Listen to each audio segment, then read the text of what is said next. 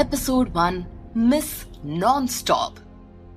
रजत राय सिंह 27 साल का smart, good looking और डैशिंग बिजनेस टाइकून था, जिसका मकसद उसके बाबा इंद्रजीत राय सिंह का सपना यानी कि उनकी company the Rai Singh and sons को आसमान की बुलंदियों तक पहुंचाना था।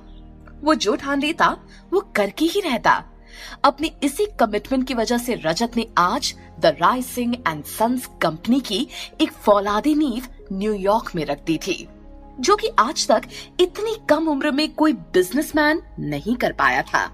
और इसी के चलते आज 1 महीने बाद वो अपने प्राइवेट जेट से इंडिया वापस आ रहा था। रनवे पर उसके 3 एम्प्लॉयज और 6 बॉडीगार्ड्स उसका वेट कर रहे थे। निशांत, रजत का पीए, उन बाकी एम्प्लॉयज को समझा रहा था, देखो रजत सर को जरा भी केयरलेसनेस नहीं पसंद है। आज the Rai Singh and sons की इंटरनेशनल मीटिंग हमारे ऑफिस में होनी है, तो मैं नहीं चाहता हम सर को कहीं भी डिसअपॉइंट करें। समझ गए ना आप सब ने एक साथ हाँ में सर हिलाया। निशांत बार बार आसमान की ओर देख रहा था। वो रजत के आने का वेट कर रहा था।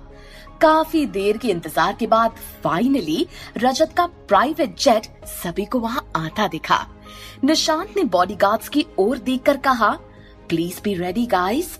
और वो एक बार फिर अपने साथ मौजूद सारे एम्प्लॉयज की ओर देखकर बोला, सर के आते ही हमें घड़ी के कांटे की तरह अपडेट रहना होगा। सर को अपना 1 मिनट भी वेस्ट करना बिल्कुल पसंद नहीं है। सबने हाँ में अपना सर हिलाया। रजत का जेट लैंड हुआ और एग्जिट डोर ओपन होते ही the Rajat Rai Singh, businessman of the year and one of the most handsome and eligible bachelor of Mumbai, jet की सीढ़ियों से नीचे उतरता हुआ दिखाई दिया। अपने नॉर्मल कैजुअल लुक में भी वो बहुत ही स्टनिंग लग रहा था, जबकि उसने कॉमन लोगों की तरह डेनिम शॉर्ट्स के साथ बीइंग ह्यूमन की टी-शर्ट डाली हुई थी। डार्क ब्राउन शेड्स में छुपी उसकी आंखें और तेज हवा से बिखरते उसके बाल, एक कॉमन लुक में भी ग्रेसफुल लगना रजत राय सिंह का अपना स्टाइल था। उसके इस अंदाज पर उसकी कंपनी की सारी फीमेल एम्प्लॉयज पागल थी। उनमें से कुछ वहां भी मौजूद थी जो कब से उसे घूर रही थी। तभी उन्होंने देखा रजत के 2 बॉडीगार्ड्स बड़ी बड़ी गन्स के साथ उसके पीछे जेट से नीचे उतरे। सभी बड़े गौर से प्लेन के अंदर देख रहे थे। रजत की शान देखकर वहां मौजूद एक एम्प्लॉय ने धीरे से अपने पास खड़े दूसरे एम्प्लॉय से कहा, ऐसा लग रहा है जैसे कि हम कोई बड़े शाही घराने के राजकुमार के वेलकम के लिए खड़े हो। उसकी ये बात वही पास में खड़े निशांत तक पहुंच चुकी थी।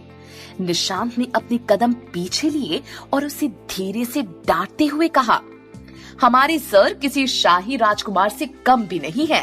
वो इंद्रजीत राय सिंह के बेटे हैं। एंड प्लीज आप लोग अपना अपना मुंह बंद रखेंगे तो बेटर होगा, ऐस कुछ गड़बड़ नहीं होनी चाहिए। समझ गए ना? सॉरी सर बोलकर वो एम्प्लॉय चुप हो गया। निशांत ने रजत के पास जाकर उसे बुके देते हुए कहा, welcome to India sir and congratulations for your success. Rajat ने उससे बुके लिया और कहा, निशांत आज वो हमारी इंटरनेशनल मीटिंग हो रही है, उसका शेड्यूल फिक्स हो गया ना? Yes sir. मीटिंग के बारे में बात करते हुए ही रजत अपनी लग्जूरियस BMW के पास पहुंच चुका था। वो जैसे ही अपनी गाड़ी के पास पहुंचा, निशांत ने फौरन कार की पिछली सीट का दरवाजा खोला और रजत की बैठने के बाद दरवाजा बंद कर फौरन खुद भी ड्राइवर की बाजू वाली सीट पर बैठ गया। उनकी कार कुछ ही पल में हवा से बातें करने लगी। उसकी गाड़ी के पीछे 3 और गाड़ियां चल रही थी, जिसमें उसके साथ एम्प्लॉयज और बॉडीगार्ड भी मौजूद थे। मुंबई की बिजी रोड पर रजत और उसके एम्प्लॉयज की गाड़ियां एक सीधी लाइन में तेजी से भाग रही थी। रजत को ये सब बिल्कुल पसंद नहीं था। उसने निशांत से कहा, यार निशांत, तुझे मना किया है ना, ये सब तामझाम मत किया कर। आई नो डैड ने कहा होगा, बट तू उन्हें मना भी तो कर सकता है। रजत अपने ग्रैंड वेलकम की बात कर रहा था। सर आप खुद ही मना कर दीजिए, वैसे आपको तो खुश होना चाहिए कि बिग बॉस आपके लिए इतना कुछ करते हैं। रजत जानता था उसे बोलने का कोई फायदा नहीं है, इसीलिए वो चुपचाप अपने लैपटॉप खोल कुछ काम करने लगा। कुछ देर बाद निशांत ने पीछे पलटकर उससे कहा, सर, डिस्टर्ब करने के लिए माफी चाहूंगा, लेकिन हमारे शेयर होल्डर जिन्होंने हमारी कंपनी पर करोड़ों अरबों रुपए लगाए हैं, वो लोग अभी इसी वक्त आपके साथ ऑफिस में एक छोटी सी मीटिंग करना चाहते हैं। इस पर रजत ने उससे कहा, तुमने मुझे पहले क्यों नहीं बताया? सर, मेरे पास भी अभी अभी मैसेज आया है। आज हमारी कंपनी जिन ऊंचाइयों पर है उसमें हमारे शेयर होल्डर्स का बहुत बड़ा हाथ है, इसीलिए मैं उन्हें नाराज नहीं कर सकता। लेकिन यार, मैंने मीटिंग के हिसाब से कपड़े नहीं पहने हैं। बोलकर रजत चुप हो गया और सोचने लगा। उसके चुप होते ही निशांत बोल पड़ा, सर, आप बिल्कुल टेंशन मत लीजिए, आपकी ऑफिस पहुंचने से पहले आपका सूट ऑफिस पहुंच जाएगा। ठीक है, तो मीटिंग फिक्स कर दो। बोलकर रजत अपने लैपटॉप में फिर से काम करने लगा। रजत की बात सुनकर निशांत गहरी सांस लेते हुए खुद से बोला, चलो, आज तो मैं सर के गुस्से से बच गया, वरना आज मुझे पहले दिन ही डांट पड़ने वाली थी। सोचकर निशांत अपने फोन पर कुछ करने लगा कि तभी उनकी कार सिग्नल पर खड़ी एक स्कूटी आकर टकरा गई। स्कूटी एक लड़की चला रही थी। टक्कर होते ही निशांत कार से उतर गया और तेज आवाज होने की वजह से रजत का भी ध्यान टूट गया। उसने अपनी कार की बंद ब्लैक बुलेट प्रूफ ग्लास से बाहर की ओर देखा तो एक लड़की जिसने व्हाइट कलर का चूड़ीदार सूट पहन रखा था, वो जमीन पर गिर गई थी और जोर जोर से चिल्ला रही थी। रजत ने उसका चेहरा देखने की कोशिश की, लेकिन उसका चेहरा उसकी खूबसूरत घुंघराले बालों से ढक गया था। रजत ने उस लड़की को देखकर मन में सोचा, कौन है ये जो नॉन स्टॉप चिल्ला रही है? और फिर वो भी अपनी गाड़ी से उतर गया। रजत को गाड़ी से उतरते हुए किसी ने नहीं देखा था, क्योंकि सबका ध्यान उस लड़की के चिल्लाने पर था। वो उस लड़की के पास जाकर उसका चेहरा देखने की कोशिश कर रहा था, लेकिन देख नहीं पा रहा था, क्योंकि वो लड़की निशांत पर चिल्लाने में बिजी थी। कार में चलते हो तो सड़क पर चलने वाले लोगों को देखोगे नहीं क्या? पता नहीं समझते क्या है खुद को ये अमीर लोग। उस लड़की की आवाज सुनकर वहाँ काफी भीड़ इकट्ठी हो चुकी थी। वो लड़की जमीन पर बिखर चुकी अपनी बुक्स और अपना लंच बॉक्स उठाकर कैरी बैग में डाल रही थी। उसका चेहरा अब भी उसकी खूबसूरत कर्ली हेयर से कवर्ड था। उससे थोड़ी ही दूर खड़ा रजत अब भी उसका चेहरा देखने की कोशिश में लगा था। तभी निशांत ने उस लड़की को जवाब दिया, ओ मैडम, सिग्नल जंप करके आप आई थी, हमारी कार ने सिग्नल नहीं तोड़ा था। वो तो भला मानिए अपनी किस्मत का जो आप हमारी खड़ी गाड़ी से टकराई और आपको कुछ नहीं हुआ। निशांत की बात सुनकर वो लड़की और भड़कती हुई बोली, तेवर तो देखो लाड साहब के। कहते हुए वो उठकर खड़ी हो गई। उसने अपने बालों को पीछे की ओर ले जाकर क्लच कर दिया, मानो जैसे लड़ाई के लिए खुद को तैयार कर रही हो। रजत अब भी उसे दूर से देख रहा था। उसके बाल बांधने से फाइनली उसे उसका चेहरा नजर आया, जिसे देखने के बाद उसकी आंखें उससे हट ही नहीं रही थी। उस लड़की की खूबसूरत आंखें रजत को अपनी ओर खींच रही थी। गोरा रंग, कत्थई आंखें, परफेक्ट फिगर और उस पर उसके घुंघराले काले बाल उसकी खूबसूरती पर चार चांद लगा रहे थे। उस लड़की की खूबसूरती देख रजत की आंखें थोड़ी ज्यादा बड़ी हो चुकी थी। ये सब उसके साथ पहली बार हो रहा था। जिस रजत राय सिंह पर हजारों लाखों लड़कियां मरती थी, आज पहली बार उसकी आंखें किसी लड़की पर जा टिकी थी। उसने आज तक किसी भी लड़की को देखकर ऐसा फील नहीं किया था जैसी फीलिंग उसे उस स्कूटी वाली लड़की को देखकर हो रही थी। उसने खुद से बात करते हुए कहा, ब्यूटीफुल, हु इज शी? सोचते हुए रजत ने खुद को झटका। रजत, संभाल अपने आप को, ये तुझे अचानक क्या हुआ? वहीं दूसरी ओर भीड़ में से निकलकर ट्रैफिक पुलिस वहां पहुंचा और उस स्कूटी वाली लड़की को समझाते हुए बोला, मैडम, सिग्नल आपने जंप किया है, आपका तो चालान भी कटेगा।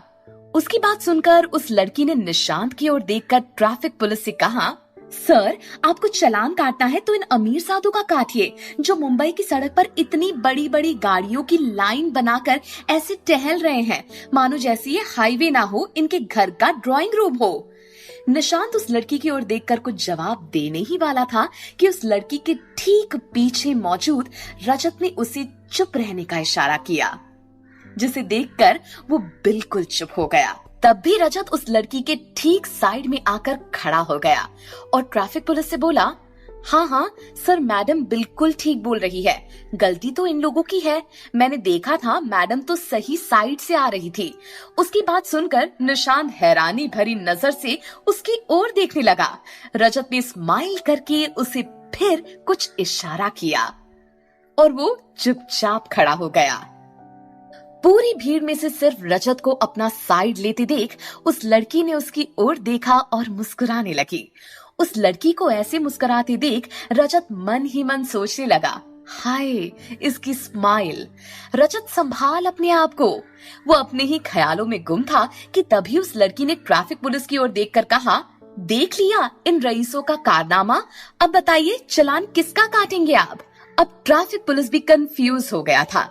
इसी बीच रजत ने निशांत की ओर देखकर फिर कुछ इशारा किया, जिसके बाद निशांत ने ट्रैफिक पुलिस से कहा, सर मुझे लगता है ये मैडम बिल्कुल ठीक बोल रही है, हमने ही इनकी गाड़ी को नुकसान पहुंचाया है तो चालान भी हमारा ही काट दीजिए। कहते हुए उसने अपने पॉकेट से पर्स निकालकर ट्रैफिक पुलिस को कुछ पैसे दे दिए। ये देख उस लड़की ने निशांत से कहा, और मेरी स्कूटी का जो इतना नुकसान हुआ है उसे कौन भरेगा। इस पर निशांत ने थोड़ा चिढ़ते हुए कहा, उसके लिए भी हम ही पे कर देंगे। करते हुए उसने कुछ पैसे उस लड़की को भी दे दिए। पैसे लेकर वो लड़की ट्रैफिक पुलिस की ओर देखकर बोली, कुछ भी कहिए सर, वर्दी में दम है आपकी। देखिए आपको देखकर ये कार वाले भी लाइन पर आ जाते हैं। रजत भी उस लड़की की हाँ में हाँ मिलाते हुए बोला, हाँ मैडम बिल्कुल ठीक कहती हैं, आप ये कार वाले बिल्कुल भी देखकर नहीं चलते। उस लड़की ने रजत की ओर देखा और उसे ऊपर से नीचे तक हैरानी से देखते हुए बोली, कौन है आप? पहली बार आपको इस एरिया में देखा है। रजत थोड़ा अकलाते हुए बोला, जी मैं भी एक मिडिल क्लास फैमिली से ही बिलोंग करता हूँ और रोज ऐसे कार वालों से मेरा भी सामना हो ही जाता है। बोलकर वो चुपचाप खड़ा हो गया। सब सॉर्ट होते देख वहाँ इकट्ठा हुई भीड़ भी अपने अपने रास्ते चली गई और जो नहीं गए उन्हें उस ट्रैफिक पुलिस ने हटा दिया। थोड़ा साइड होकर उस लड़की ने रजत से कहा, थैंक यू, आप एक मिडिल क्लास ही मेरे जैसी मिडिल क्लास लड़की की प्रॉब्लम समझ सकते हैं। अभी मुझे निकलना होगा, वैसे nice to meet you, bye. बोलकर उसने अपनी स्कूटी स्टार्ट की और वहां खड़े निशांत को घूरते हुए चली गई। उसके जाने के बाद रजत मन ही मन खुद से बोला, कुछ भी कहो लड़की थी तो कमाल। सोचकर वो मुस्कुरा दिया और वापस अपनी गाड़ी में आकर बैठ गया। उसकी गाड़ी में बैठ जाने के बाद निशांत भी ड्राइवर के साथ वाली सीट पर आकर बैठ गया। तब तक सिग्नल भी ग्रीन हो गया था, जिसके बाद उनकी कार ने एक बार फिर हवा से बात करते हुए मुंबई की सड़कों पर दौड़ना शुरू कर दिया। उस लड़की की बात याद कर रजत अब भी मुस्कुरा रहा था कि तभी अचानक उसका फोन बजा। उसने जैसे ही अपने पॉकेट से फोन निकाला तो स्क्रीन पर बाबा कॉलिंग फ्लैश हो रहा था, जिसे देखकर वो धीरे से बड़बड़ाया, पता नहीं बाबा को मेरे दिल की धड़कन कैसे पता चल जाती है। मैं जब भी बेचैन होता हूँ वो तुरंत मुझे फोन कर देते हैं। मुस्कुराते हुए उसने फोन रिसीव किया और दूसरी ओर से आवाज आई, बेटा तुम इंडिया आ गए। उनकी आवाज सुनकर रजत ने मुस्कुराते हुए जवाब दिया, हाँ बाबा मैं इंडिया पहुंच चुका हूँ। बिटवा हमारी छाती गर्व से चौड़ी हो गई, आज तुम हमारा नाम देश विदेश तक पहुंचा दिए। शाबाश बेटा शाबाश। अपनी बाबा की बात सुनकर रजत बोला, आज आप इतने वक्त बाद अपनी यूपी वाली टोन में बात कर रहे हैं, मैं समझ सकता हूँ आज आप कितने खुश होंगे। बिटवा तुम जल्दी से अपनी मीटिंग खत्म करके घर पहुंचो, आज तुम्हारी खातिर तुम्हारी महात्री ने अपने हाथों से तुम्हारे पसंद का खाना बनावा है। रजत हंसते हुए बोला, ठीक है बाबा, मैं आधे घंटे के अंदर आपसे आकर मिलता हूँ, ठीक है। बोलकर उसके बाबा ने फोन कट कर दिया और कुछ देर बाद ही रजत की गाड़ी एक आलीशान बिल्डिंग के सामने आकर रुकी, जहां द राइसिंग एंड सन्स के मैक्सिमम एम्प्लॉयज सूट पहने हुए और हाथ में रेड रोज का बुके लेकर बिल्डिंग के बाहर मौजूद थे। गाड़ी के रुकते ही बिल्डिंग के वॉचमैन ने दौड़कर कार का दरवाजा खोला और रजत अपने सनग्लास को सेट करते हुए कार से उतरा। उसके उतरते ही वहां खड़े एम्प्लॉयज उसके पास आकर बारी बारी से उसे बुके देकर कांग्रेचुलेट करने लगे। ऑफिस की रिसेप्शनिस्ट रोजी ने रजत को बुके देते हुए कहा, congratulation sir, we are really proud to be a part of Wonderwebs. Thank you Rosie, बोलकर रजत ने मुस्कुराकर उससे बुके ले लिया और फुल स्पीड के साथ ऑफिस के अंदर एंटर करने लगा। जैसे ही वो ऑफिस के अंदर गया, रोजी के पास मौजूद परी, जो कि ऑफिस की टैक्स कंसल्टेंट थी, उसने कहा, वाओ रोजी, हमारे बॉस तो पहले से भी ज्यादा हैंडसम हो गए हैं। तुमने उनकी बॉडी देखी? और जब बॉस ने स्माइल किया तो उनकी चीक्स पर पड़ते डिंपल कितनी प्यारी लग रहे थे। हाय। रोजी उसे डांटते हुए बोली, चुप कर, अब बॉस कंपनी में वापस आ चुके हैं। चल जल्दी से अपनी डेस्क पर बैठ जाते हैं, वरना बहुत डांट पड़ेगी। दूसरी ओर निशांत और बाकी के एम्प्लॉयज भी रजत के पीछे लगभग दौड़ते हुए चलने लगे ताकि वो उसकी कदम से कदम मिला सके। रजत ने अपने चेंजिंग रूम में पहुंचकर फौरन अपने कपड़े चेंज किए और व्हाइट कलर का बहुत ही क्लासी सूट पहना, जिसके साथ उसने रेड कलर की टाई कैरी की। साथ ही स्पोर्ट्स शू की जगह उसने अपने फॉर्मल शूज पहने।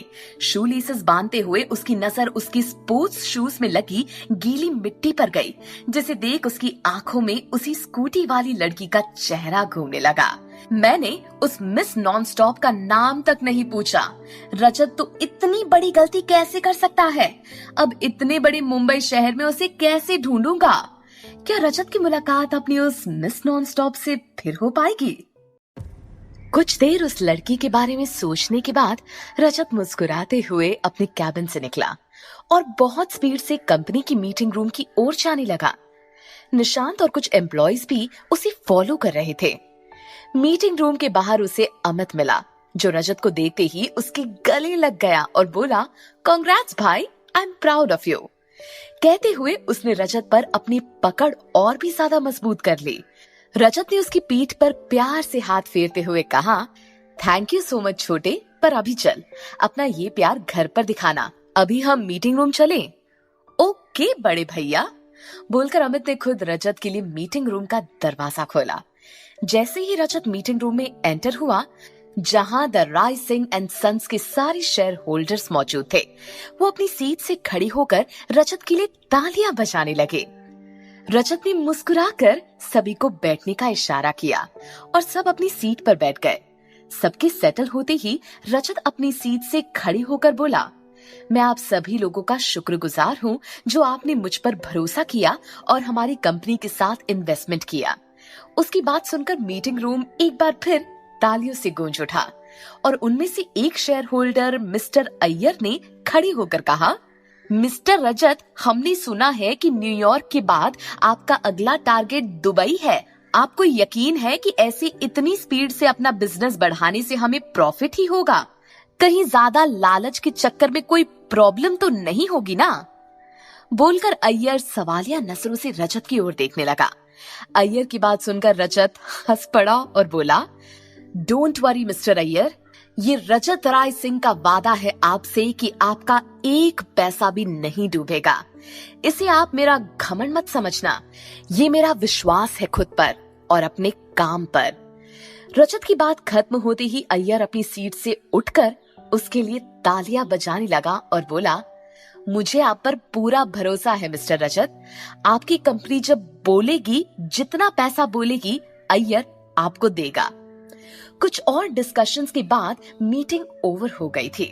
थोड़ी ही देर में सारे शेयर होल्डर्स मीटिंग रूम से निकल चुके थे। अब वहां रजत, अमित और निशांत के अलावा बस कंपनी के कुछ और एम्प्लॉयज मौजूद थे। अमित ने टेबल पर रखे अपने लैपटॉप में कुछ चेक किया और रजत की ओर देखकर बोला, भाई, इस बार हमारी कंपनी के शेयर तो आसमान छू रहे हैं। आपका बिजनेस माइंड तो माइंड ब्लोइंग है, मानना पड़ेगा आपको।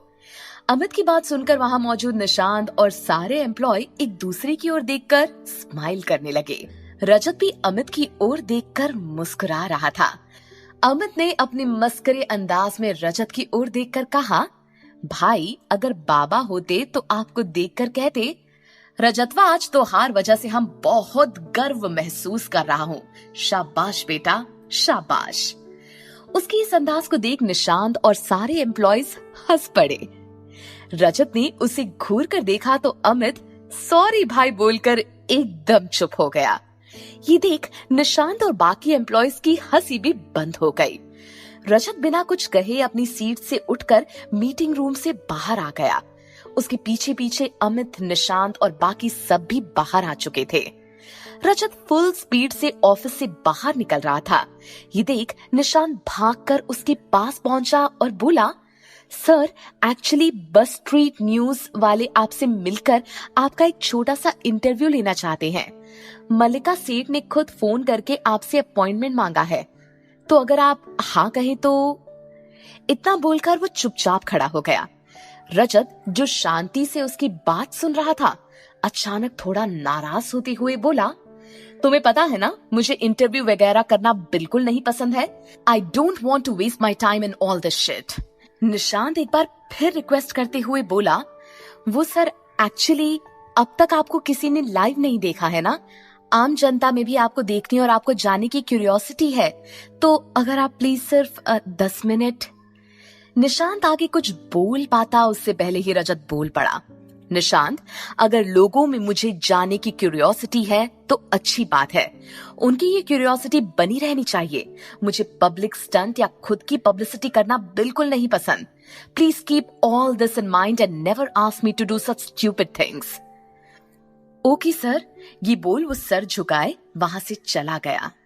वहीं दूसरी ओर बस स्ट्रीट न्यूज ऑफिस में सबसे फेमस न्यूज चैनल की डायरेक्टर मल्लिका सेठ अपने ऑफिस की मीटिंग रूम में ऑफिस एम्प्लॉयज के साथ एक मीटिंग ले रही थी।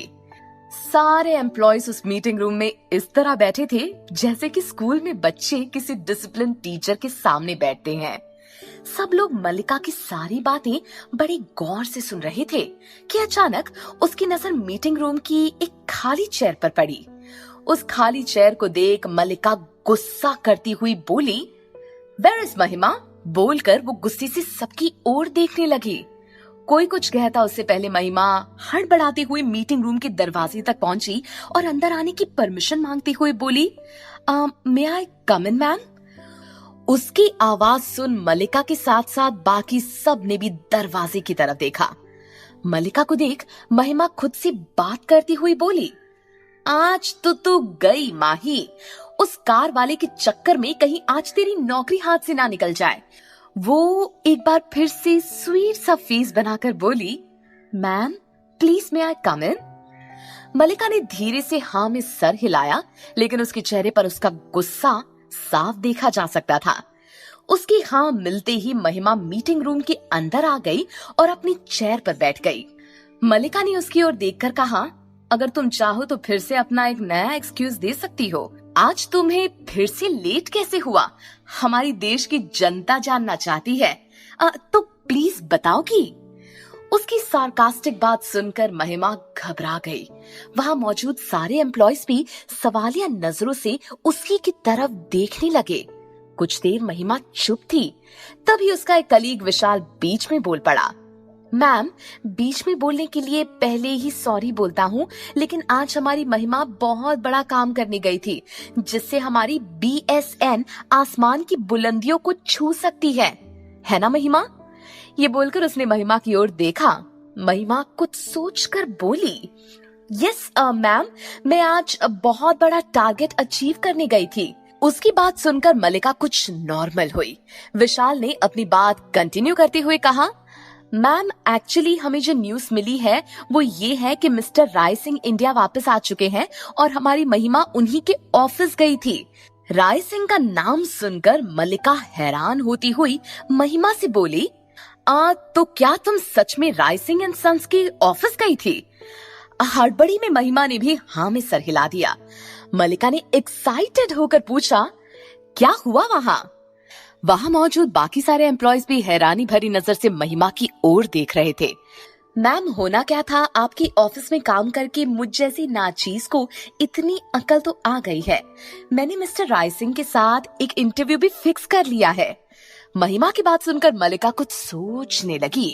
ये देख महिमा अपनी चेयर से उठकर खड़ी हुई और मल्लिका के पास जाकर बोली, आप सोचिए अगर मिस्टर राय सिंह का इंटरव्यू सीधे हमारी न्यूज चैनल पर दिखाया जाएगा तो हमारा चैनल कितना ज्यादा पॉपुलर हो जाएगा। मल्लिका उसकी बात बीच में ही काटती हुई बोली, देखो जो भी बोल रही हो सोच समझ कर बोलना। अच्छा ठीक है, चलो मैं तुम्हें फिर से एक लास्ट चांस देती हूँ। तुम मिस्टर रायसिंह का इंटरव्यू लेकर आओ और प्रमोशन ले लो, नहीं तो अपना रेजिग्नेशन लेटर टाइप कर लो। मल्लिका उसकी आंखों में आंखें डालती हुई बोल रही थी।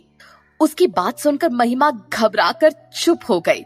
कुछ देर की खामोशी के बाद मल्लिका उसकी ओर देखती हुई बोली, चॉइस इज योर्स, प्रमोशन और फायर।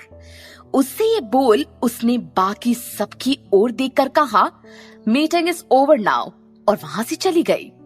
वहां रजत निशान से बात करने के बाद अमित के साथ ऑफिस से बाहर निकल गया था। जैसे ही वो ऑफिस से बाहर निकला तो उसकी गाड़ी ऑफिस बिल्डिंग के बाहर ही मौजूद थी। वॉचमैन ने तुरंत रजत के लिए दरवाजा खोला तो वो गाड़ी की बैक सीट पर आकर बैठ गया। उसके साथ अमित भी बैक सीट पर ही बैठा था। वॉचमैन ने गाड़ी का दरवाजा बंद किया और उनकी गाड़ी वहां से निकल गई। अमित छोटे बच्चों की तरह रजत के और करीब आकर बैठ गया और उसके गले में हाथ डालते हुए बोला, भाई आपको पूरे 1 महीने बाद देख रहा हूँ, मैंने आपको बहुत मिस किया।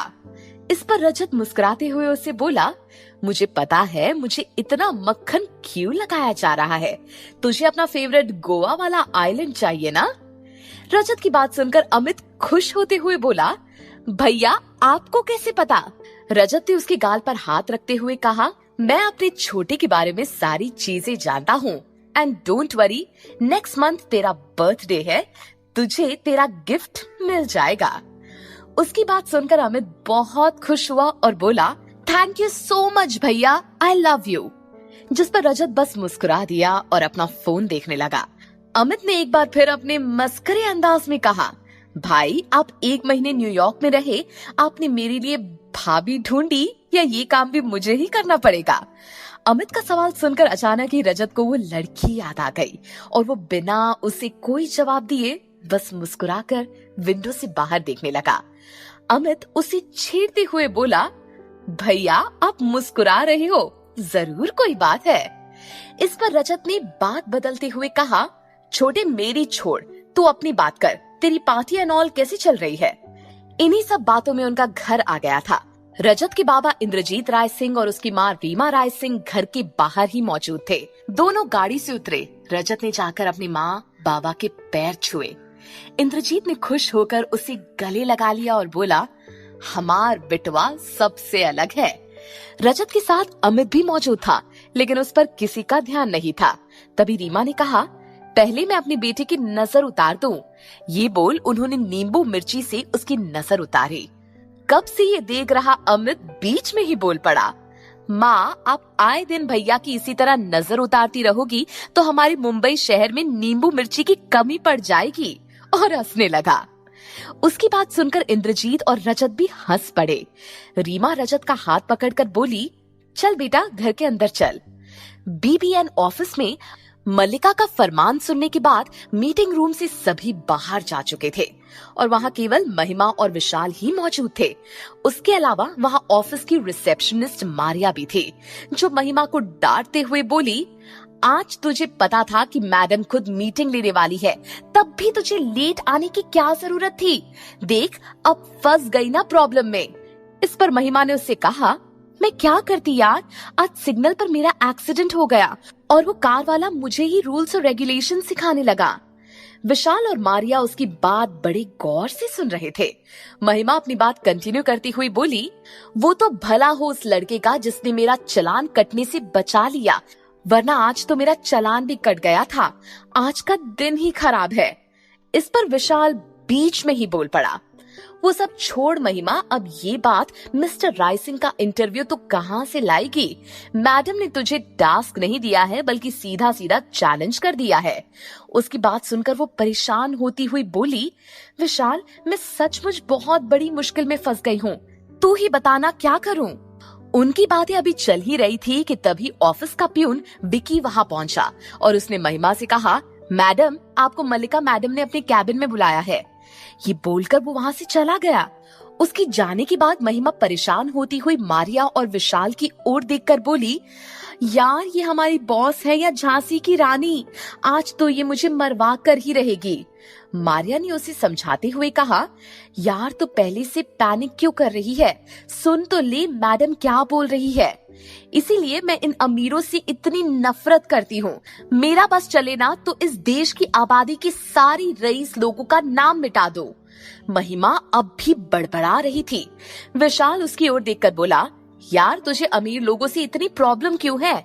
इस पर महिमा अपनी चेयर से उठकर खड़ी हो गई और बोली, लंबी स्टोरी है, पुरानी हिंदी फिल्मों की तरह फुर्सत से बताऊंगी। फिलहाल मैं उस झांसी की रानी से लेक्चर सुनकर आती हूँ। ये बोल वो वहाँ से मलिका के कैबिन की तरफ चली गई। उसके कैबिन के बाहर पहुँचते ही उसने डोर नॉक किया तो अंदर मलिका की आवाज आई, कम इन। महिमा कैबिन के अंदर पहुंची। उस वक्त मलिका के साथ कैबिन में और भी लोग मौजूद थे।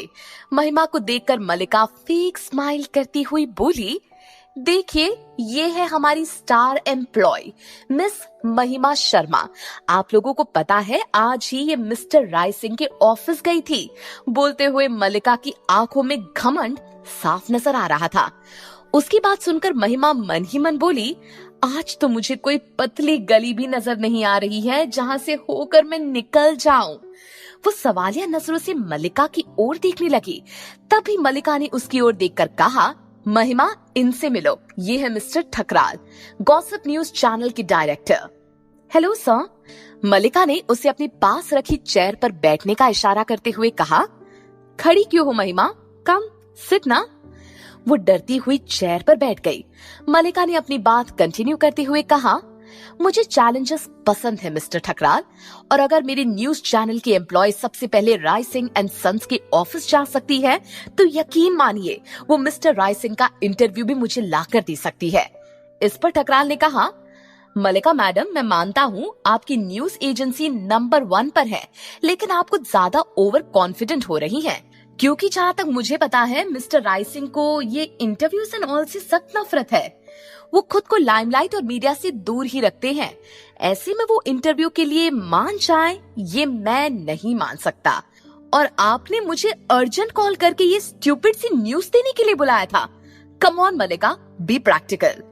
बोलकर ठकराल मुस्कुराकर खड़ा हो गया और मलिका और महिमा की ओर देखकर बोला, all the best beautiful girls. ये बोल वहां से चला गया। उसके साथ उसका असिस्टेंट भी उसके पीछे निकल गया।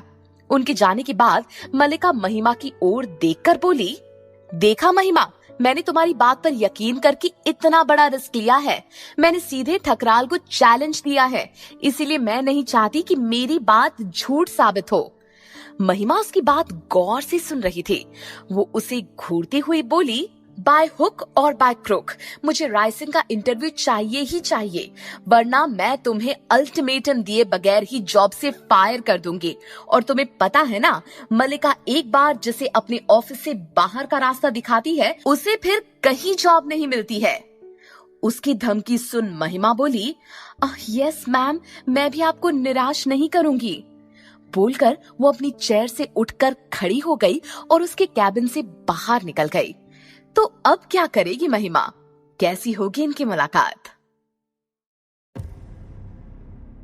महिमा मलिका के कैबिन के बाहर खड़ी होकर मन ही मन सोच रही थी, झूठ तो बोल दिया, लेकिन अब इस झूठ से निकलूं कैसे। इतने में उसका फोन बज उठा। एसी कॉलिंग देखकर महिमा ने तुरंत फोन उठाया और चलती चलती बोली, कहाँ है यार तू, आज ऑफिस क्यों नहीं आई। पता है आज ऑफिस में मेरे साथ कितनी बड़ी प्रॉब्लम हो गई। उस डायन ने मुझे सबके सामने बहुत सुनाया और एक वार्निंग दी है। एसी उर्फ अदिति चौहान महिमा की बेस्ट फ्रेंड थी, जो उसके साथ बस स्ट्रीट न्यूज में ही काम करती थी। उसकी बात सुन अदिति ने हैरान होकर कहा, हाँ माही, मुझे पता चला, मारिया ने फोन पर मुझे सारी बात बता दी, लेकिन तुझे भी क्या जरूरत है राह चलते लोगों के साथ झगड़ा मोल लेने की। वो तो चले गए, लेकिन उनकी वजह से तेरी लाइफ में तो प्रॉब्लम आ गई ना।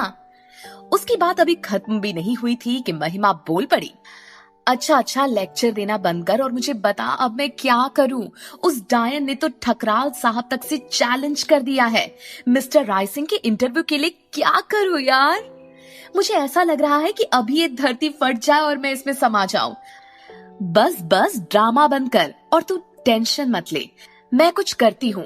फिलहाल मैं सीएम सर की न्यूज कवर करने आई हुई हूँ, बाद में कॉल करती हूँ, बाय। बोलकर उसने फोन कट कर दिया। उस वक्त राय सिंह हाउस में इंद्रजीत और रीमा रजत और अमित के साथ डाइनिंग टेबल पर मौजूद थे। इस आलिशान राय सिंह रॉयल पैलेस में एक बड़ी डाइनिंग हॉल में कांच का आलिशान डाइनिंग टेबल रखा हुआ था। टेबल पर हर तरह की डिश रखी हुई थी और चारों ओर उनके सर्वेंट्स यूनिफॉर्म में उनके लिए खाना सर्व कर रहे थे। तभी रीमा ने उन सर्वेंट्स की ओर देखकर कहा, आप लोग रहने दीजिए, मेरा बेटा 1 महीने बाद घर आया है, आज खाना मैं सर्व कर लूंगी। ओके मैडम बोलकर सारे नौकर वहां से चले गए। रीमा ने सभी को खाना सर्व किया और रजत के पास जाकर उसे खीर की कटोरी देते हुए बोली, बेटा खीर खा ले, तेरे लिए मैंने बनाई है, तुझे मेरे हाथों की खीर बहुत पसंद है ना। कहते हुए उन्होंने खीर की कटोरी उस प्लेट पर रख दी। ये देख अमित बीच में बोला, मुझे तो कभी कभी ऐसा लगता है कि माँ बाबा मुझे कचरे के ढेर से उठाकर लाए हैं, तभी तो सारा प्यार हमेशा सिर्फ बड़े भैया के लिए ही होता है, जैसे हम तो कुछ है ही नहीं। बोलकर वो झूठ मूठ का गुस्सा होने का नाटक करने लगा। उसकी बात सुनकर रीमा हंसती हुई बोली, अरे तू टेंशन क्यों लेता है, देख तेरी पसंद का भी मैंने बनाया है, फ्रूट कस्टर्ड। कहते हुए उन्होंने उसकी प्लेट में फ्रूट कस्टर्ड की कटोरी रख दी। इंद्रजीत रजत की ओर देखकर बोला, मैंने सुना है कि अब तुम दुबई में हमारी ब्रांच खोलने वाले हो।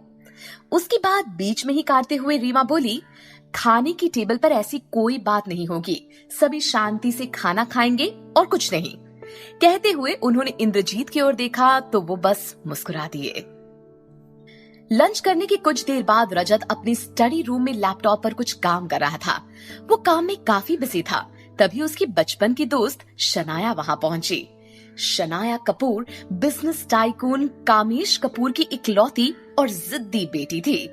हमेशा चुपचाप और खुद में रहने वाले रजत की इकलौती दोस्त शनाया ही थी। रजत को काम करते देख वो उसके पास जाकर बोली, राज तुम आते ही काम में लग गए।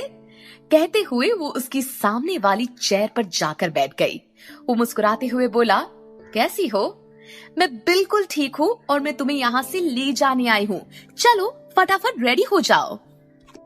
कहते हुए शनाया चेयर से उठकर खड़ी हो गई और रजत का हाथ पकड़ उसे भी उठाने लगी। रजत उसे रोकते हुए बोला, पर जाना कहाँ है? शनाया थोड़ा इतराते हुए बोली, अरे शनाया कपूर के बेस्ट फ्रेंड रजत राय सिंह ने न्यूयॉर्क बिजनेस में अपनी धाक जमाई है, तो शनाया का इतना हक तो बनता है ना कि आज वो अपनी दोस्त के साथ पार्टी करे। तो चलो फटाफट से रेडी हो जाओ। और हाँ सुनो प्लीज ना, अपनी बोरिंग कपड़े मत पहनना, हम द स्ट्रीट क्लब जा रहे हैं, वहाँ का क्राउड बहुत यंग और हैपनिंग होता है, so please wear some bright colours. इस पर रजत ने मुंह फेरते हुए कहा, तुम्हें पता है ना यार, आई हेट पार्टी। वो उसे समझाते हुए बोली, मिस्टर बिजनेस टाइकून, काम के साथ साथ लाइफ में एंजॉयमेंट की बहुत जरूरत होती है, वरना 25 की एज में तुम 52 के दिखने लगोगे। हरकतें तो करने भी लगे हो। वहां बीएसएन चैनल के ऑफिस में महिमा अब भी अपनी डेस्क पर बैठी अपनी वार्निंग के बारे में ही सोच रही थी। उसे बार बार मलिका का चेहरा याद आ रहा था और साथ ही उसकी बातें भी। उसने खुद से बात करते हुए कहा, ओ माय गॉड, अब मैं क्या करूं? इस बार तो बहुत बुरा फंस चुकी हूँ। वो सोच ही रही थी कि उसके पास विशाल पहुंचा और बोला, माही तुम्हारे लिए एक गुड न्यूज है। ये सुनकर भी उसके चेहरे पर कोई एक्साइटमेंट नहीं थी। आज का दिन इतना मनहूस है, अब तुम मेरे लिए कौन सी गुड न्यूज लेकर आए हो? बोलकर वो लैपटॉप पर कुछ देखने लगी। विशाल उसके पास रखी चेयर पर आकर बैठते हुए बोला, माही एक शख्स है जो हमारी मदद कर सकता है। उसकी बात सुनकर महिमा ने सवालिया नजरों से उसकी ओर देखा और उसकी आगे लगी। तब भी विशाल ने उसे बताया, अब तुम अपना मूड जल्दी से ठीक करो और चलो मेरे साथ, क्योंकि वो शख्स हमें द स्ट्रीट क्लब में मिलेगा। महिमा खुश होती हुई बोली, सच में विशाल? विशाल ने हाँ में सर हिलाया और कहा, चलो हमें फौरन वहां पहुंचना चाहिए। महिमा ने अपने डेस्क से अपना हैंड बैग उठाया और विशाल के साथ उसकी बाइक पर बैठकर निकल पड़ी। रास्ते में उसने कहा, विशाल, आर यू श्योर कि जिससे हम मिलने जा रहे हैं वो हमें मिस्टर रायसिंह का इंटरव्यू दिलाने में हेल्प करेगा? हाँ यार, 100% श्योर। उसका नाम राजीव है। उसका इंश्योरेंस का काम है। बड़े बड़े लोगों के साथ उसका उठना बैठना है एंड उसकी favourite place the street club ही है। मुझे उम्मीद है कि वो हमारी हेल्प जरूर करेगा। उस वक्त रायसिंह हाउस में शनाया की जिद के आगे मजबूर होकर रजत रेडी हो चुका था।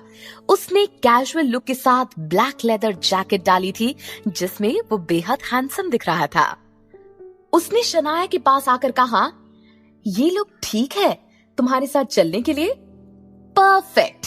वैसे क्या बात है राज, आज तुम्हारे चेहरे पर एक अलग ही ग्लो है। लेकिन उसके जवाब देने से पहले खुद ही बोल पड़ी, अच्छा हम ये सब बातें बाद में करेंगे, पहले चलो, हमें लेट नहीं होना है। मेरे सारे फ्रेंड्स क्लब में पहुंच चुके होंगे। और दोनों क्लब के लिए निकल गए। वहां महिमा भी विशाल के साथ क्लब में पहुंच चुकी थी। दोनों क्लब के अंदर गए और बार काउंटर पर जाकर बैठ गए। महिमा ने विशाल से पूछा, कहाँ है तुम्हारा राजीव? विशाल ने इधर उधर नजर दौड़ाई और कहा, अभी तो नहीं दिख रहा है लेकिन वो आएगा जरूर, क्योंकि जब से उसका ब्रेकअप हुआ है उसकी हर शाम और उसकी तन्हाई स्ट्रीट क्लब की दारू के साथ ही गुजरती है। ये बोलकर वो हंसने लगा और उसने उन दोनों के लिए एक एक ड्रिंक ऑर्डर की। महिमा उसे मना करती हुई बोली, यार मैं सॉफ्ट ड्रिंक लूंगी। इस पर विशाल ने हैरान होते हुए कहा, क्यों, क्या हुआ, तुम मना कर रही हो? कुछ नहीं यार, बस आज मूड नहीं है, बस कैसे भी करके मेरा काम हो जाए, बोलकर वो चुपचाप बैठ गई।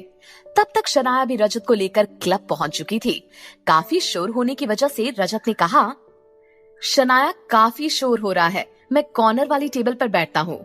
बोलकर वो क्लब की एकदम कॉर्नर वाली टेबल पर जाकर बैठ गया। शनाया अपने दोस्तों के साथ बिजी हो गई थी। रजत ने भी अपने लिए एक ड्रिंक ऑर्डर की और कॉर्नर में बैठकर अपना टैब निकालकर कुछ काम करने लगा। कुछ ही देर में शनाया अपने दोस्तों के साथ फुल टुन हो चुकी थी। महिमा विशाल की ओर देखकर बोली, यार किससे मिलवाने लाए हो? तुम्हारा राजीव अब तक नहीं आया। उसने अपने हाथ में पहनी घड़ी में टाइम देखा और अपनी बात कंटिन्यू करती हुई बोली, देखो अब तो रात भी होने वाली है। कहते हुए वो अपनी चेयर से उठकर खड़ी हो गई। तभी शनाया उससे आकर टकरा गई। शनाया के हाथों में वाइन का ग्लास था जो महिमा के कपड़ों पर गिर गया। थोड़ी बहुत शनाया की ड्रेस पर भी गिरा था। वो काफी नशे में थी। उसने महिमा को डांटते हुए कहा, कैंट यू सी मैन, तुम्हें पता है तुमने मेरी कितनी महंगी ड्रेस पर वाइन गिरा दी?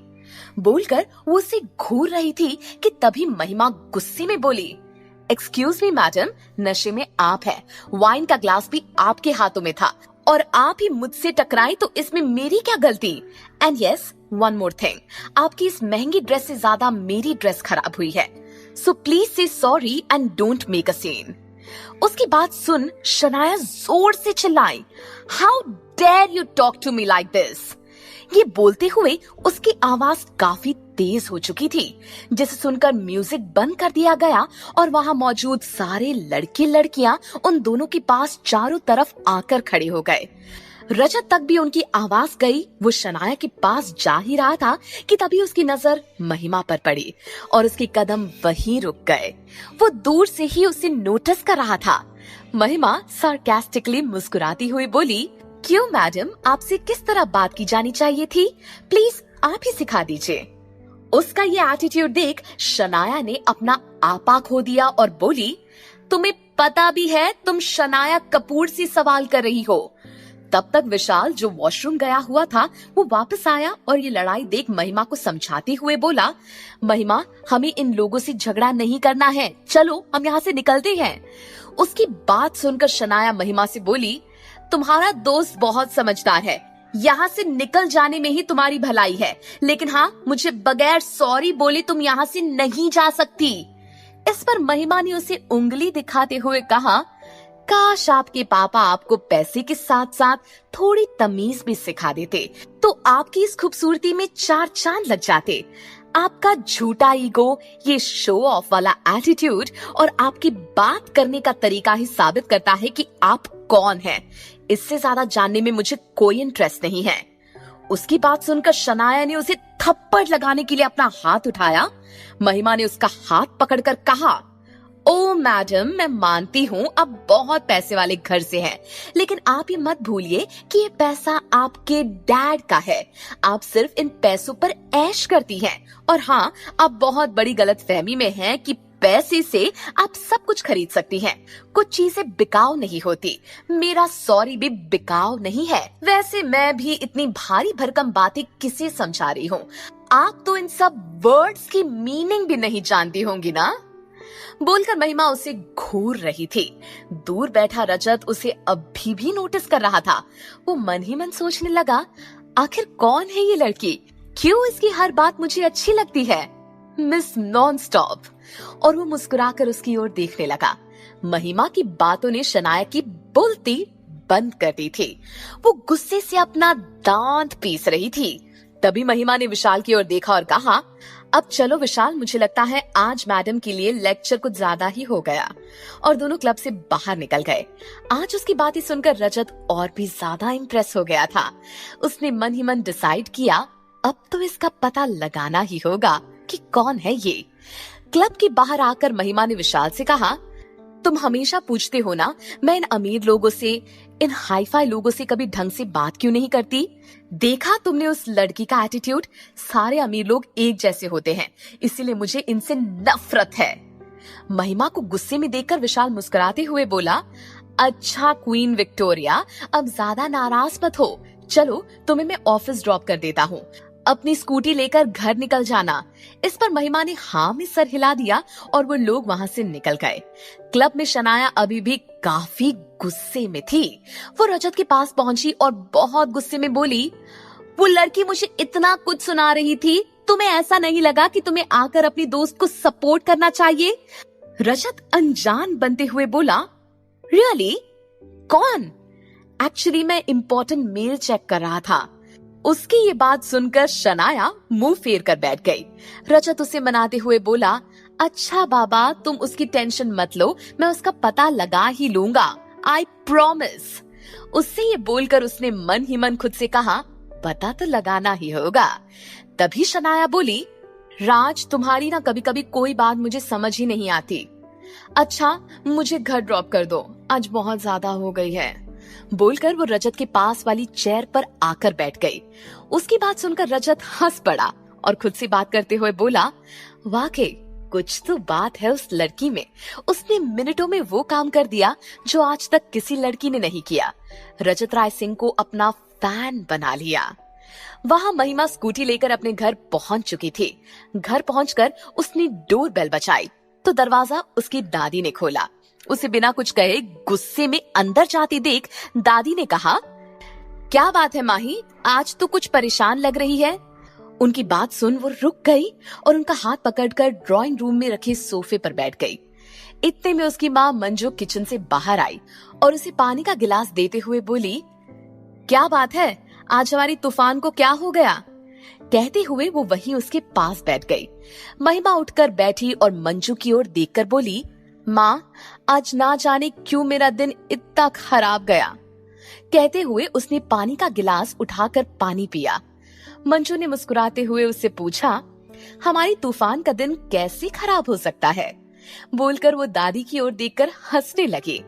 दादी भी मुस्कुरा रही थी। महिमा झूठ मूठ का गुस्सा करती हुई बोली, मत पूछो माँ, आज सुबह सुबह मुझे एक अमीरजादे का चेहरा देखना पड़ गया, तब से मेरा सारा दिन खराब ही जा रहा है। मंजू हैरान भरी नजर से दादी की ओर देख रही थी। कुछ ही देर में महिमा ने उन्हें सारी बात बता दी, जिसे सुनकर उन्होंने उसे समझाया, तो तुझे जरूरत क्या थी अपनी बॉस से झूठ बोलने की? अब भी वक्त है माही, अपनी बॉस को सब सच बता दे, वो तेरी परेशानी जरूर समझेगी। माँ, आप नहीं समझोगे, वो बॉस नहीं डायन है, डायन। अगर उसे सच बताया तो मुझे खा जाएगी। तभी दादी उसे समझाते हुए बोली, बेटे ऐसे नहीं बोलते। दादी आप उससे मिलोगे ना, तब मुझे बताना कि उस पर मल्लिका नाम ज्यादा सूट करता है या फिर मेरा दिया हुआ डायन। ये बोलती हुई वो गुस्से में अपने रूम में चली गई। वहां रजत शनाया को उसके घर ड्रॉप करने गया था। उसे ड्रॉप करने के बाद वो अपने घर के लिए निकल गया। उसे बार बार महिमा का चेहरा और उसकी बातें याद आ रही थी। उसने डिसाइड तो कर लिया था कि वो उसे ढूंढ लेगा, पर उसे समझ नहीं आ रहा था कि आखिर उसे ढूंढा कैसे जाए। अब तो मेरा प्रमोशन पक्का। अगली सुबह रजत जिम से वापस घर लौट रहा था। रास्ते में उसका फोन बजा। फोन निशांत का था। उसने जैसे ही फोन रिसीव किया, निशांत शुरू हो गया। सर, आज हमारी फॉरेन इन्वेस्टर्स के साथ मीटिंग होनी है, कौन सा टाइम फिक्स करूं? इस पर रजत ने उससे कहा, उन्हें 11 बजे ऑफिस बुला लो। ओके सर बोलकर निशांत ने फोन कट कर दिया। तब तक रजत अपने घर पहुंच चुका था। ड्राइंग रूम में इंद्रजीत सोफे पर बैठकर न्यूज़पेपर पढ़ रहे थे और उसके साथ रीमा भी मौजूद थी। इंद्रजीत ने उससे कहा, कुछ भी कहो, हमारा रजत बिल्कुल अपने बाप पर गया है। बोलकर वो उनकी ओर देखकर मुस्कुराने लगा। रीमा भी मुस्कुराती हुई बोली, इसमें कोई शक नहीं है राय सिंह साहब कि आपका बेटा सचमुच आप पर गया है। इतने में रजत वहां पहुंचा और सोफे पर बैठते हुए बोला, बाबा क्या बात चल रही है आप दोनों की सुबह सुबह? तब रीमा ने उसे बताया, राय सिंह साहब का कहना है कि उनका रजत बिल्कुल उन पर गया है। तभी इंद्रजीत ने रजत की तारीफ करते हुए कहा, मैं तो बहुत खुश हूँ बेटा कि तुमने न्यूयॉर्क जैसी सिटी में भी हमारी कंपनी की बुनियाद इतनी ज्यादा मजबूत कर दी कि विदेश में रहकर भी हमारे इंडियंस बेरोजगार नहीं रहेंगे। शाबाश बेटा, I am proud of you. उसकी बात सुनकर रजत मुस्कुरा दिया। वही महिमा के घर पर सुबह के 9 बज चुके थे, लेकिन वो अब तक सोई हुई थी। उसकी दादी उसके बेडरूम में पहुंची और उसे सोते देखकर उन्होंने कहा, माही 9 बज चुके हैं और तूने अपनी बॉस को वैसे भी इतना खुश करके रखा हुआ है, अब और कितना खुश करेगी उन्हें? उठ जल्दी। उनका ताना सुनकर महिमा हड़बड़ाकर उठकर बैठ गई। दादी उसके बेड के पास आकर उसका बेड सेट करने लगी तो वो बड़बड़ाती हुई बोली, थैंक यू बेबी डॉल मुझे टाइम पर उठाने के लिए, लेकिन आपने बिल्कुल ऐसे टाइम पर मुझे जगाया जब मैं ऑलमोस्ट राय सिंह हाउस में एंटर होने ही वाली थी। बोलकर महिमा वॉशरूम की ओर जाने लगी। अगर जिंदगी में ना तेरा ऐसा ही चलता रहा तो राय सिंह हाउस तो सिर्फ सपने में ही पहुंच पाएगी। कहते हुए दादी ने महिमा का बेड सेट किया और बाहर आ गई। कुछ देर बाद महिमा रेडी होकर बाहर आई और डाइनिंग टेबल पर आकर बैठ गई, जहां दादी पहले से मौजूद थी। वो उसकी ओर देखकर बोली, जल्दी नाश्ता कर ले और ऑफिस के लिए निकल, वरना तेरी मैडम तुझे प्रमोशन देने की बजाय फायर ना कर दे। कहते हुए उन्होंने नाश्ते की प्लेट उसके सामने रख दी। महिमा ने यहाँ वहां देखते हुए उनसे पूछा, माँ स्कूल के लिए निकल गई क्या? दादी ने हाँ में सर हिलाते हुए कहा, और क्या, आज तक ऐसा हुआ है कि मंजू को स्कूल जाने में कभी देर हुई हो? एक बार घड़ी की कांटे पीछे हो सकते हैं, लेकिन तेरी माँ के कदम कभी नहीं। उनकी ये बात सुन वो बस मुस्कुरा दी और फिर जल्दी जल्दी खाते हुए बोली, दादी नाश्ता करो ना, आप नाश्ता क्यों नहीं कर रही? इस पर दादी ने कोई जवाब नहीं दिया। महिमा कुछ सोचती हुई बोली, क्या बात है दादी, आप नाश्ता क्यों नहीं कर रही हैं?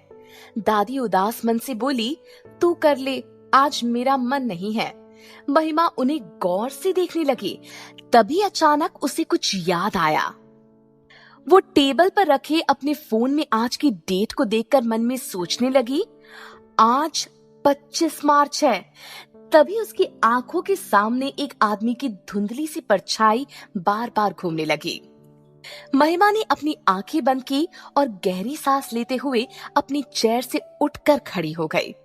उसे ऐसा करते देख दादी हैरान होती हुई बोली, क्या बात है माही, तूने अपना नाश्ता क्यों नहीं खाया? उस वक्त महिमा की आंखें नम थी, लेकिन उसने अपने आंसू दादी से छुपाते हुए कहा, बेबी डॉल मुझे ऑफिस जाने के लिए वैसे भी लेट हो रहा है, आई एम गोइंग, बाय। बोलकर वो घर से निकल पड़ी और कुछ ही देर बाद में अपने ऑफिस पहुंची। रिसेप्शन पर मारिया ने उसे देखते कहा, महिमा, मल्लिका मैडम ने तुझे अर्जेंटली अपने कैबिन में बुलाया है। उसकी बात सुनकर महिमा घबराती हुई बोली, लेकिन क्यों? मारिया ने कुछ काम करते करते ही उसे जवाब दिया, आई डोंट नो, पर मुझे लगता है इस बार तू बड़ी वाली मुसीबत में पड़ गई है। All the best.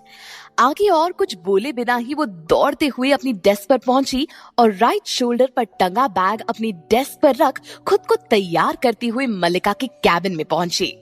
उस वक्त मल्लिका अपने लैपटॉप पर कुछ काम कर रही थी। अंदर जाने से पहले महिमा ने उसकी डोर को नॉक किया तो मल्लिका ने बगैर दरवाजे की तरफ देखे ही कहा, अंदर आ जाओ महिमा। महिमा घबराती हुई उसके कैबिन के अंदर पहुंची। मल्लिका सवालिया नजरों से उसकी ओर देख रही थी।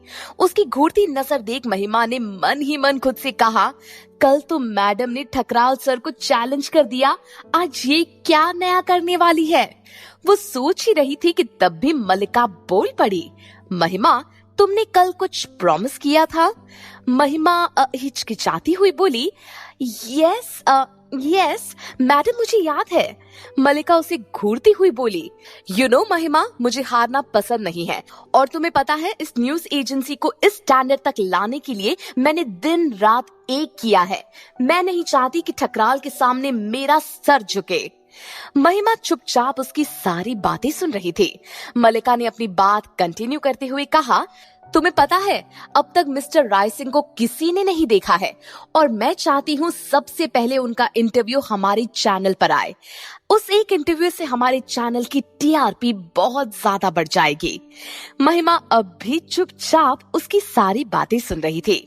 वो उसे चुप देखकर बोली, तुम चुप क्यों हो और तुम्हारे चेहरे पर ये पसीना कैसा है? तब महिमा ने उससे कहा, मैडम, मैं टीआरपी के बारे में ही सोच रही थी। बोलकर वो चुप हो गई। मल्लिका ने उसकी ओर देखकर कहा, तुम्हें टीआरपी के बारे में नहीं सोचना है। That's not your work. तुम्हें राय सिंह का इंटरव्यू लेकर आना है, समझ गई ना? नाउ गो, तुम्हारे पास सिर्फ 5 घंटे हैं। Yes madam. वो निकल ही रही थी कि मल्लिका ने उसे एक बार फिर वार्निंग देते हुए कहा, और अगर 5 घंटे में मेरी टेबल पर इंटरव्यू नहीं आया तो मैं आज की आज तुम्हें फायर कर दूंगी। महिमा हाँ में सर हिलाती हुई उसके कैबिन से बाहर निकल गई। माही, इस बार तो मैडम ने तुझे क्लीन बोल्ड कर दिया, अब क्या करेगी तू? सोचते हुए वो अपनी डेस्क पर पहुंची और चेयर पर बैठ गई। कुछ देर सोचते हुए उसने खुद से धीरे से कहा, मैं उन राय सिंह से घबरा क्यों रही हूँ? वो लोग भी तो मेरी तरह इंसान ही हैं। मुझे खा तो नहीं जाएंगे। मुझे खुद जाकर उन्हें अप्रोच करना चाहिए। यही सोच उसने अपना बैग उठाया और अपनी स्कूटी लेकर राय सिंह एंड सन्स कंपनी के लिए निकल पड़ी, जहाँ इस वक्त रजत अपने कैबिन में बैठकर लैपटॉप पर कुछ काम कर रहा था। तभी निशांत वहाँ पहुंचा और उसकी ओर देखकर बोला, सर, वो फॉरेन इन्वेस्टर्स मीटिंग रूम में आपका वेट कर रहे हैं। ठीक है, तुम चलो, मैं अभी आया। बोलकर रजत लैपटॉप में कुछ काम करने लगा और निशांत भी ओके सर बोलकर वहां से चला गया। कुछ ही देर में महिमा भी वहां पहुंच चुकी थी।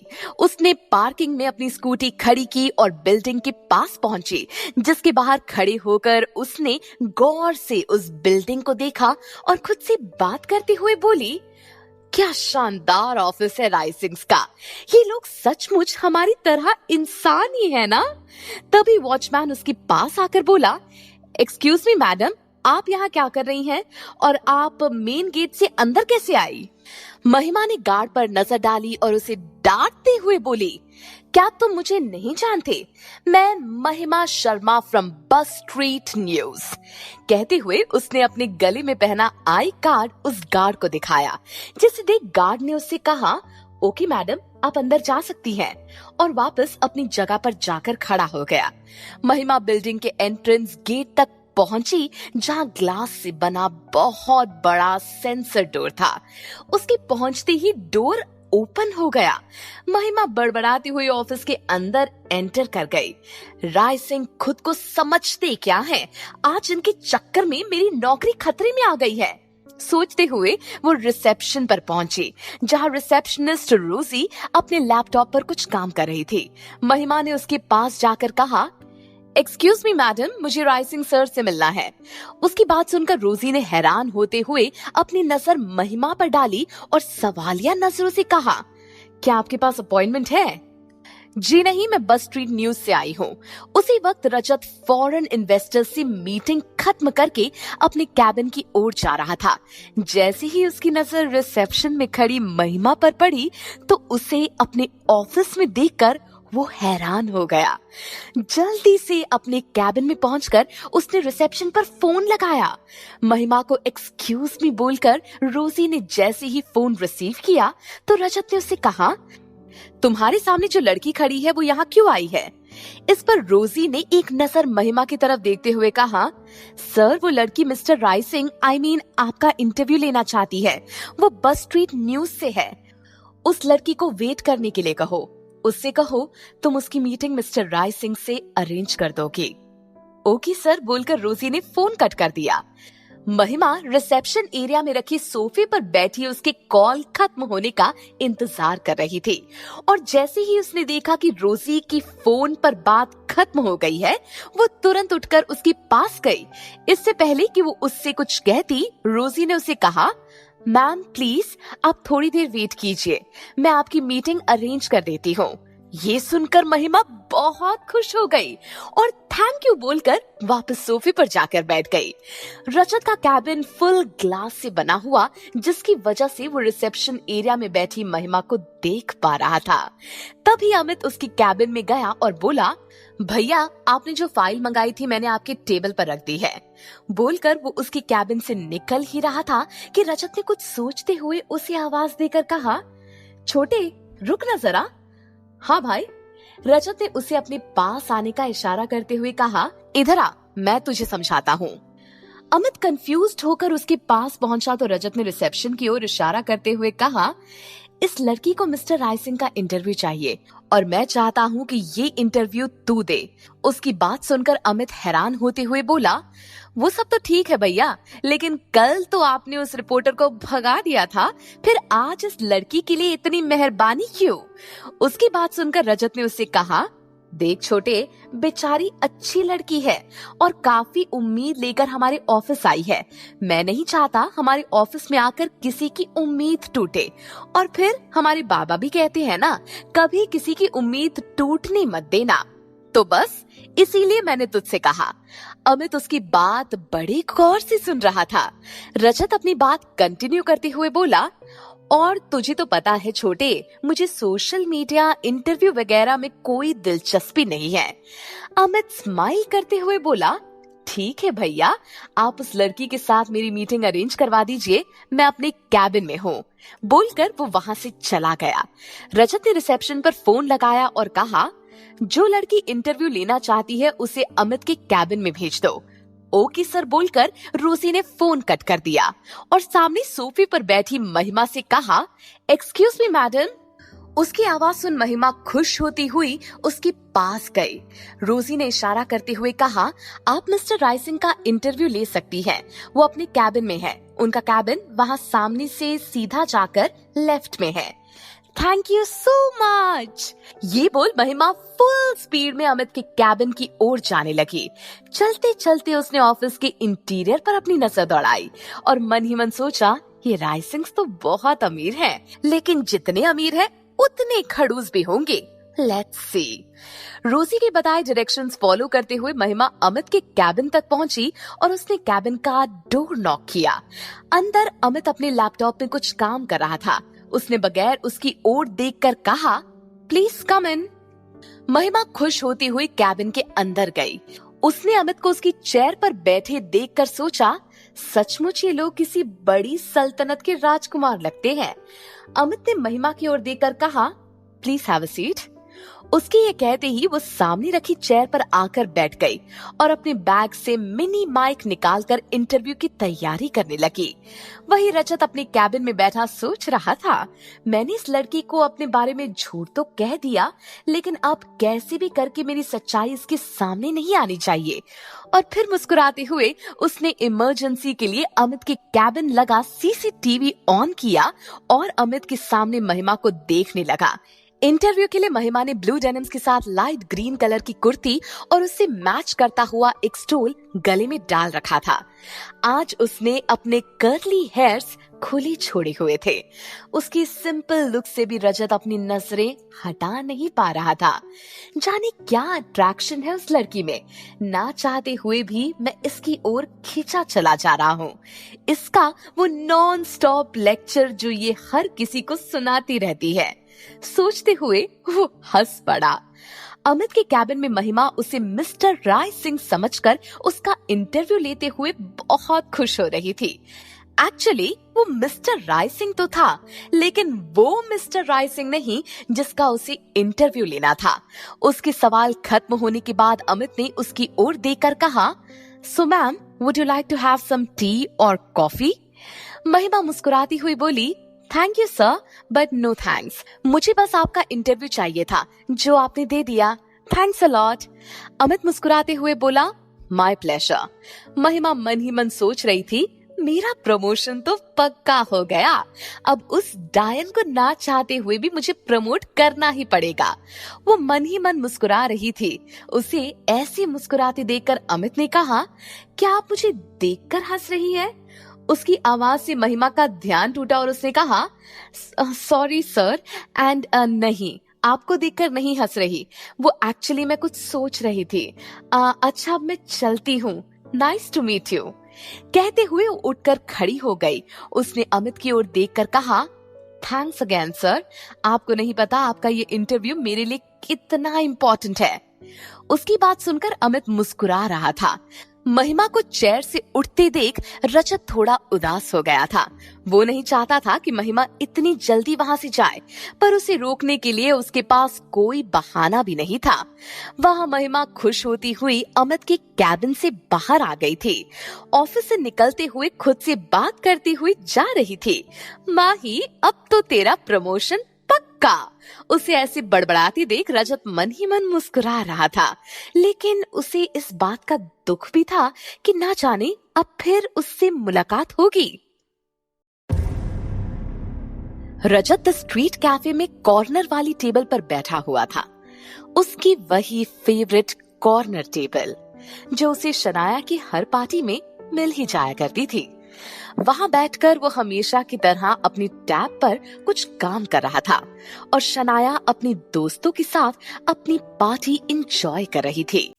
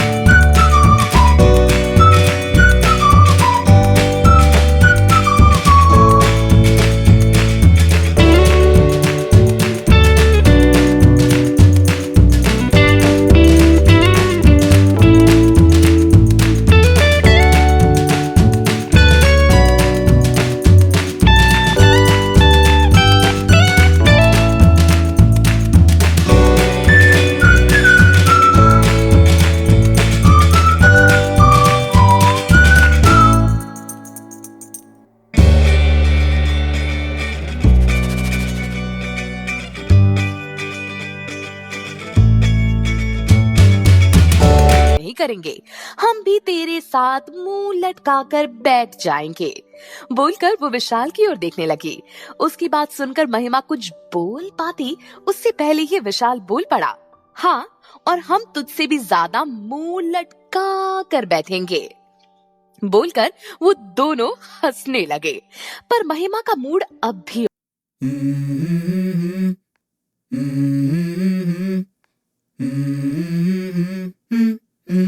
Let's go. I wake up to a little bit of drool on my pillow, feel like it's gonna be a bad day. Yeah, I'm tired of shit, and the coffee ain't hit yet, damn, ain't that great. I don't wanna go to work, cause my boss is a jerk, and I'm not even that paid. I need a change in my life, cause I don't feel alive, and there's nothing that makes me happy.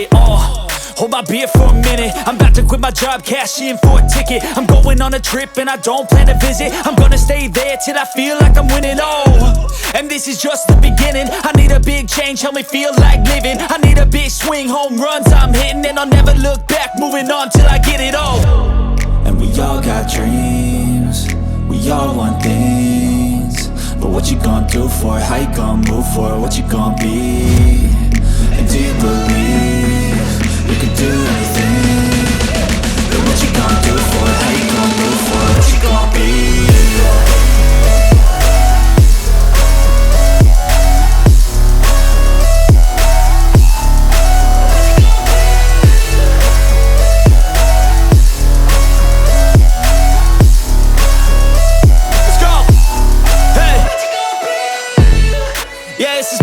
My strife, my right to fight, to die on.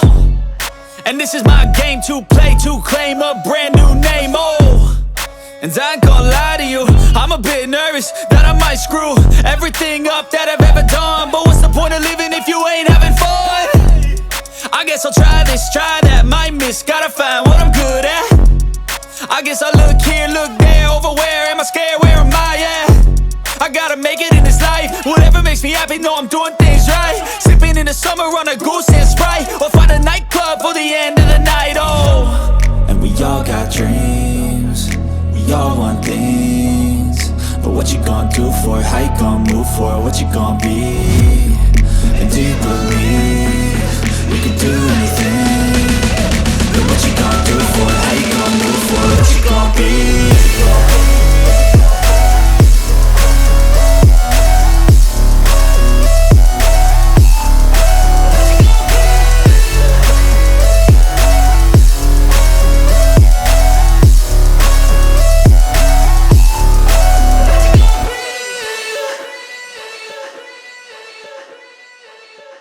ने भी अपनी chair महिमा और रजत की ओर turn कर ली।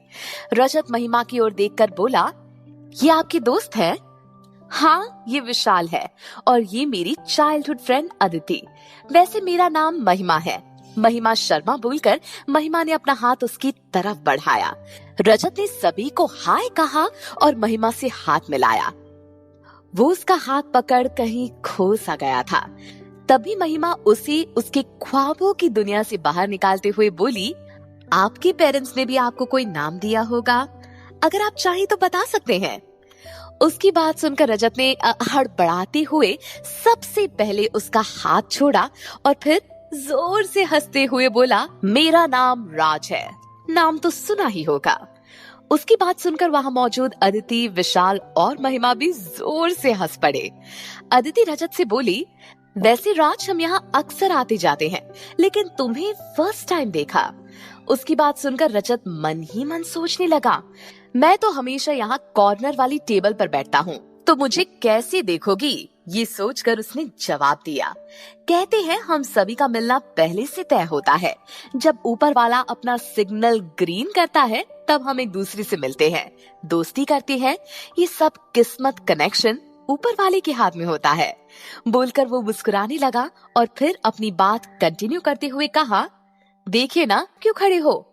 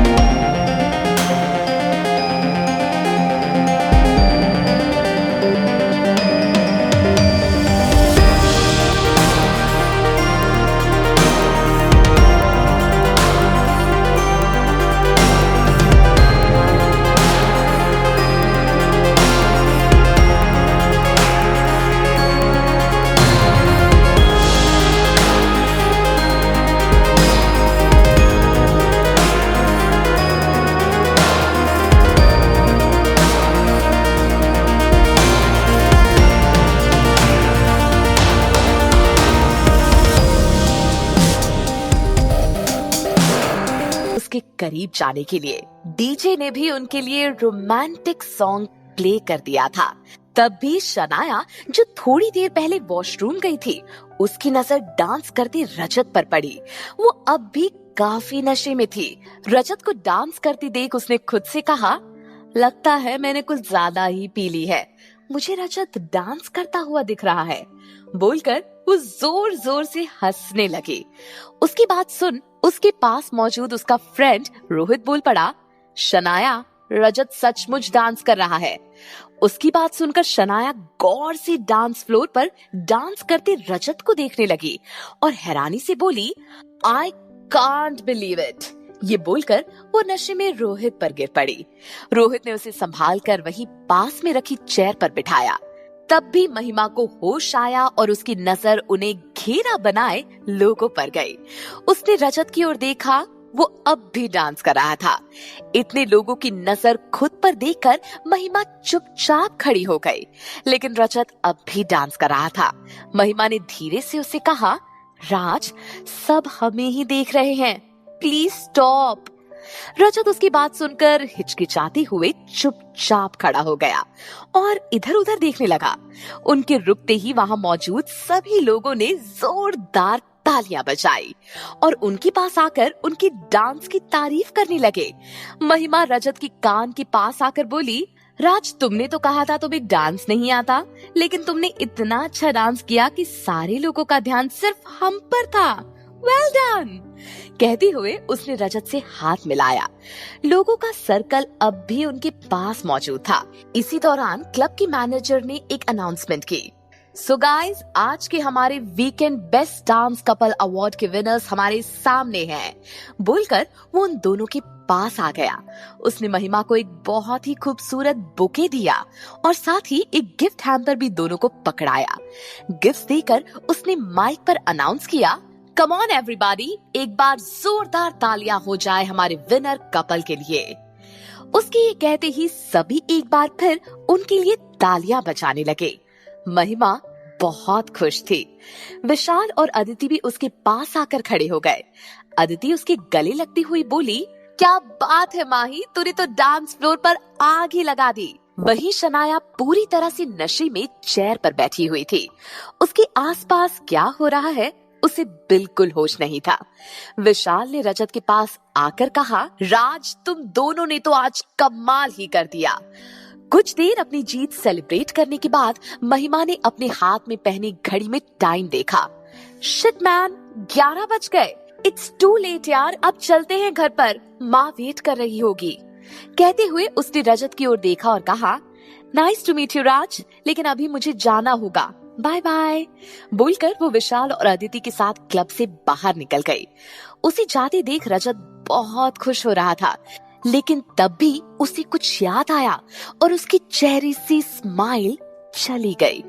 उसने मन ही मन सोचा, ओ माय गॉड, मैंने इसका फोन नंबर भी नहीं लिया और ना ही मुझे इस लड़की का एड्रेस पता है। अब मैं इसे कैसे ढूंढूंगा? यही सब सोचते हुए वो क्लब से बाहर निकला। उसने आसपास अपनी नजरें दौड़ाई, लेकिन उसे कहीं पर भी महिमा नजर नहीं आई। वो खुद से बात करते हुए बोला, महिमा ने बताया था कि उसकी जॉब भी जा चुकी है, अब मैं उसे कहाँ मिल पाऊंगा? वो परेशान वापस क्लब में आया और शनाया के पास वाली चेयर पर बैठ गया। शनाया फुल नशे में थी। उसने शनाया की ओर देखकर कहा, शनाया, उठो, घर जाना है। लेकिन उसने कोई जवाब नहीं दिया। शनाया के पास मौजूद रोहित उससे बोला, राज, हमें इसे घर ड्रॉप करना होगा। रजत ने हाँ में सर हिलाया और शनाया को गोद में उठाकर अपनी गाड़ी की ओर चल पड़ा। दूसरी ओर महिमा, अदिति और विशाल भी कैब बुक करके घर के लिए निकल चुके थे। विशाल ड्राइवर के पास वाली सीट पर बैठा था। अदिति महिमा के साथ पीछे वाली सीट पर बैठी थी। विशाल ने पीछे पलटकर महिमा और अदिति की ओर देखकर कहा, यार, कुछ भी कहो, मुझे वो राज बहुत अच्छा लगा। बंदे में क्या एनर्जी थी। इस पर अदिति बोली, सचमुच दिखने में भी कितना डैशिंग, हैंडसम और स्मार्ट है। मुझे तो लगता है वो महिमा को लाइक करता है। बोलकर वो महिमा की ओर देखने लगी। उसकी बात सुनकर महिमा ने मुंह बनाते हुए कहा, आज तक मुझे मेरी गली के लड़कों ने ठीक तरह से नहीं देखा और वो राज मुझ पर लाइन मारेगा। कुछ भी बोलती है यार तू। बोलकर वो मुस्कुराते हुए खिड़की से बाहर देखने लगी। अदिति ने उससे कहा, यार मैंने देखा था वो किस तरह तुझे ही देख रहा था और तुझे इम्प्रेस करने के लिए ही उसने स्टेज पर अपनी डांस से आग भी लगा दी। उसकी बात सुन विशाल उनसे बोला, माही मुझे लगता है राज की आंखें खराब थी, उसने तुझे ठीक तरह से देखा नहीं होगा, इसीलिए वो तुझे इम्प्रेस करने की कोशिश कर रहा था। उसकी बात सुनकर महिमा ने झूठ मूठ गुस्सा होने की एक्टिंग करते हुए कहा, तुम दोनों चुप करोगे या नहीं। वहीं दूसरी तरफ शनाया को उसके घर ड्रॉप करने के बाद रजत अपने घर जा रहा था। गाड़ी ड्राइव करते हुए उसने मन ही मन खुद से कहा, आखिर क्यों ये लड़की मुझे जितनी बार मिलती है उतनी बार मुझे और अपनी लगने लगती है, क्यों बार बार मैं इसकी ओर खींचा चला जा रहा हूँ। सोचते हुए वो महिमा के साथ बिताए पलों को याद करने लगा और मुस्कुराते हुए गाड़ी ड्राइव करता रहा। तभी सिग्नल पर रेड लाइट देखकर उसने अपनी गाड़ी रोक दी। उस सिग्नल को देखकर अचानक रजत को एक बार फिर महिमा की याद आ गई और उसने खुद से बात करते हुए कहा, अब ये लड़की मुझे कब और कहाँ मिलेगी। उस लड़की ने कहा था कि वो क्लब भी अक्सर नहीं आती, मैं इसका पता कैसे लगाऊंगा।